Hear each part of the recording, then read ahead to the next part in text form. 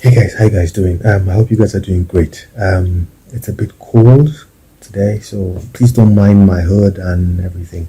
So this video is it's basically addressing one very important and very recent comment that we've been getting of recent, and it has to do with inviting family or friends to Poland.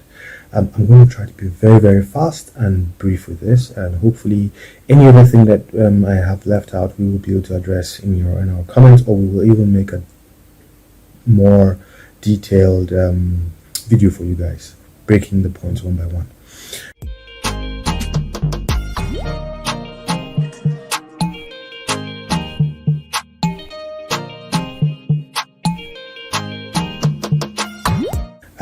So basically, the invitation process, we'll take it in two parts. We'll take it from the inviting person and the invited person. So first of all, we'll look at it from the point of the inviting person. But before we do that, we need to address who is an inviting person. And basically, an inviting person is one of three categories of people. The first one is a Polish citizen. The second one is a foreigner who has stayed here for longer than 5 years. And the third one is a legal entity. I won't address that because basically there's no time. Like I said, 5 minutes and I want to finish this this video. So, and we're basically discussing about inviting family. So the two options, it's either you're a Polish citizen or you've been here longer than 5 years, you are eligible to invite family or friends. Now, basically, to do this, you need to fill out the form. The best way to get this form is to get it downloaded from the approved site, or you get it from the Urząd, which is the registry office. This form basically stipulates a couple of criteria that you must fill out, but the most important things you must fill out are two very topmost criteria that must be filled, and of course this must be ticked. The first one, of course, is that you must be legally and gainfully employed, because you must show evidence of this and attach this on the form. By legally employed means you receive your monthly salary. You can have someone from the HR, from your office or organization to vouch for you, because this will be a requirement to attach. So you might need to get someone from your HR to write that you are still employed, you started your employment so time, and you're still at this moment employed. Of course, in addition, you might need to add your current pay slips to show evidence that you are receiving this amount of money. It's very, very important, okay? Yes, that being said, an umowa o pracę, meaning that you should also attach that. That's your document showing that you were employed. This, of course, is in addition to the fact that you're still employed and someone from the HR office would have validated or vouched for you. Very, very important, before I forget, it needs to be in Polish. Every document that you are going to put in, every attachment, everything that will be submitted must be translated to Polish, even your bank statement. I cannot overemphasize this. This is very, very important, okay? Once that is covered, next thing that needs to be covered will be place of stay. You need to have a registered place of stay, meaning that you must have a zameldowanie, showing that you are legally renting an apartment.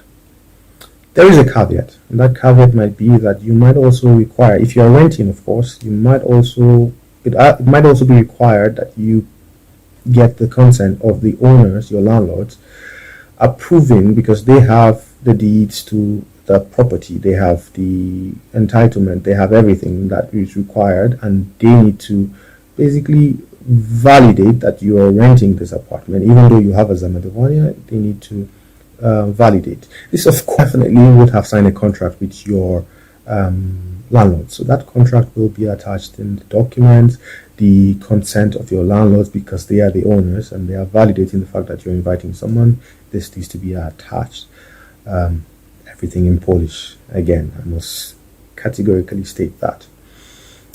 Then, this is important, even though it might not be a requirement to fill in the form. You need to Because, well, if you're staying here, you definitely have medical insurance. You need to be able to have the ability to probably add your add the invited person to that insurance. It would be nice if you have, for example, a private insurance. Some of these private insurance companies have the ability to add relatives to your basically to your insurance policy. So once that is covered and everything is submitted, the right format, the right language, all documents completed, you will be given an invitation letter. That invitation letter is very important because you will need to send that invitation letter to whoever you're inviting. So the invited person needs to have, and in most cases or in some cases, it might be a requirement that this must be the original. You need to send this through courier to the invited person. This is very, very important. I think this covers everything from this end. Now that we've covered the processes for the inviting person, let's try to quickly summarize the processes required for the invited person. The invited person will definitely need to have gotten an appointment from the embassy. The invited person will also have gotten their version of the form from the embassy, which they need to fill out. They will also need to add attachments, and part of these attachments would be the invitation letter that they had received after the inviting person has completed their processes and has received this letter.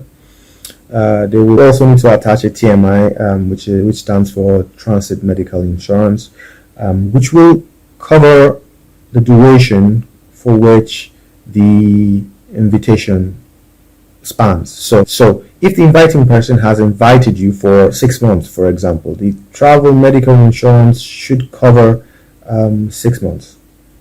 For some reason, this travel medical insurance doesn't cover your medical coverage during the stay in Poland.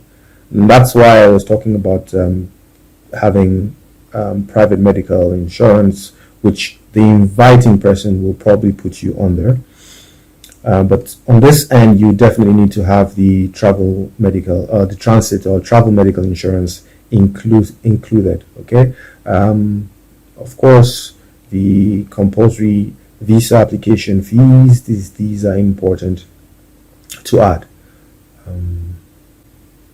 There is a checklist. That checklist definitely will need to be followed, but I think these are all the things that need to. Hopefully, these have been able to address majority of your questions and queries. Hopefully, we'll be able to elaborate more at a given time. If there are still some doubts, there are still some comments, some questions that you will need us to discuss more about, please, we'll be more than happy to expatiate on this and then break it into smaller bits. That being said, I do hope you guys are doing great. Till next time, have a great day.